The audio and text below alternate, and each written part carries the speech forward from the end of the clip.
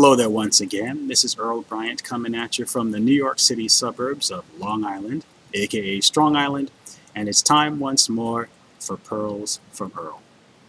It is my mission to educate, edify, and encourage excellence in every area of your life. Today's Pearl is simply called No, You Do It Yourself. When I was a child, I heard a story called Henny Penny. Now, before you put the brakes on me, hear me out because this makes a very good point. Henny Penny, in the story, had bought some wheat, some seed, and wanted to grow some wheat. Went out to the field to plant the seed. And throughout the entire process, from planting the seed, watering the seed, cultivating the seed in the ground, taking out the weeds, reaping the harvest, taking the harvest to the mill to grind flour, taking the flour home to bake bread in the kitchen. At every single step along the way, Henny Penny asked the same question: who will help me? And at every step along the way, Henny Penny's friends gave the same answer: not I, not I, not I. Nobody wanted to be bothered, nobody wanted to be involved, nobody wanted to help out. Nobody supported her. And she gave the same response. Instead of getting upset, she said, fine, I'll do it myself. So every step along the way, she did it herself. Didn't worry about who helped her and who didn't. She was just very happy in what she did. And every step along the way, from the time she planted that seed in the ground until the time she got in the kitchen, when she asked one last time, who will help me bake this bread? And everybody said, not I, not I, not I. She said, fine, I'll do it myself. So she put the bread in the oven and baked the bread. And then when the bread was ready and golden brown and smelling good and delicious, she asked this question: who will help me eat this bread? And all of a sudden, every single one of her friends had a change of heart and started singing a different tune. And from all directions, they came running. I will, I will, I will. All of her friends wanted to volunteer their assistance to help eat this bread. Well, Henny Penny changed her tune as well. And she said, no, I will do it myself. And she did. And that's the end of that story. And I'm going to get to the point behind that story in just a minute. I want to share another story with you. If you have heard of a gentleman by the name of Tyler Perry, who is known for his plays and his movies, you may have heard of a movie that he did several years ago based on one of his plays called Meet the Browns. The main reason I remembered that story is because Brown is my mother's maiden name, so it immediately struck a chord with me. But there's a storyline in that movie that I find quite telling, and it has a lot to do with the Henny Penny story. Angela Bassett played a single mother of two in Chicago. She had a daughter who was around 10 years old, and she had a teenage son who was in high school. And she was doing her best to keep them in line, keep them out of trouble. And one of the things that the young man did that kept him on the straight and narrow was play basketball, and he was very good at it. So good, in fact, that he was considered an above-average talent who drew the notice of scouts, college and pro. But here's the problem. Their father, who wasn't with the mother anymore, wanted absolutely nothing to do with his family. He didn't want anything to do with the mother, he didn't want anything to do with the daughter, and he especially wanted nothing to do with the son. And it got so bad at one point that the mother reached into her pocket, pulled some money out, and shoved it in his hand and said, would this buy an hour of your time? He gave it back and walked away because he wanted nothing to do with any of them.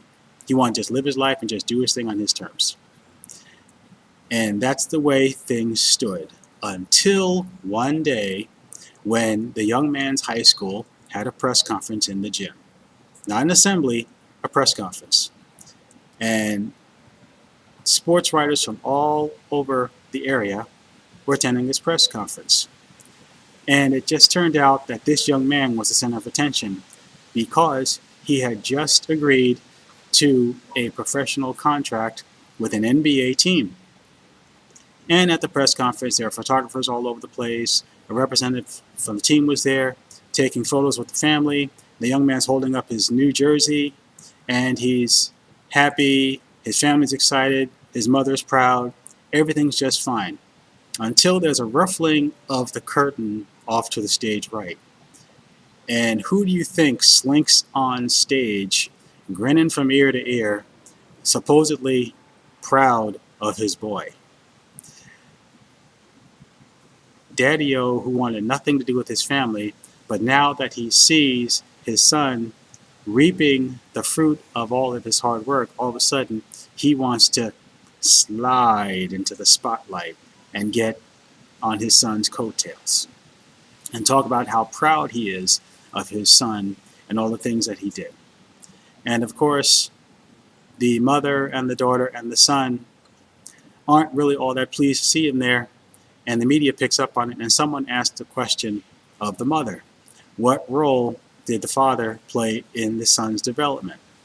And the mother very politely said, I believe that's a question that should be directed to him. And she and the son and the daughter walked off stage and left him there by himself. And that was her way of saying to the deadbeat father, no, you do it yourself. Now you may be wondering what the point of both stories is. Here's the message. You may be in a position in your life where you want to do something that you believe is worthwhile, something that you believe is significant, something you believe is important, can make a difference in the lives of a lot of people, something that really matters to you, means the world to you. But there are people in your midst who don't support you as much as you would like them to. They don't have your back, they don't believe in you, and their whole attitude is, I want nothing to do with what you're doing, you do it yourself. Don't be angry, don't get upset, don't get discouraged. It's entirely possible but that the dream and the vision that you have in your heart is one that only you can see. That's perfectly okay. Don't let it bother you, don't be discouraged, and don't be disappointed, and certainly don't think that without the help of your loved ones or people in your immediate circle that you can't get it done. Don't let it prevent you from getting started on your journey. Years ago, Barry Manilow sang a song called One Voice. At the beginning of the song, there's one voice singing. By the time the song is over, there are 40 voices singing. And Barry shares this message, and I want to pass it on to you. You may start the journey on your own, and you may face the unknown all by yourself, but before long, you won't be alone. Because as you begin your journey, there are people who are going to notice what you're doing. They're going to resonate with what you're doing because it's a heart-to-heart type of thing. And they understand what you're doing, they recognize it, they respect it, and they support it, and they will come alongside to help you when you need it most. There's a saying that says, no man is an island. So don't worry if you have to start the process all by yourself, because before long, the right people are going to come along and they're going to give you the right help at the right time when you need it most. So if you're tempted to be upset and give up and just throw up your hands and quit because the people in your immediate midst want nothing to do with what you're doing, instead of giving up, just look at yourself in the mirror and say, no, you do it yourself. That is today's Pearl from Earl. I hope that you got some value out of that. If you did, please do me the honor of giving me a like or a thumbs up, and please share the wealth with people that you know that you believe would benefit from the information that you just heard. And also, don't forget to subscribe. If you're on YouTube, you can get some more content just like this. Now, this is one of the lessons that I have learned from a group of people that I have come to know and like and trust and very much respect, because they have shared with me lessons that they have learned on their journey, which resonated with me, and they're helping me along my journey to success and significance. And they're helping me to grow and to develop and to improve personally and professionally. And I'm getting better every day, getting better and better, little by little, step by step.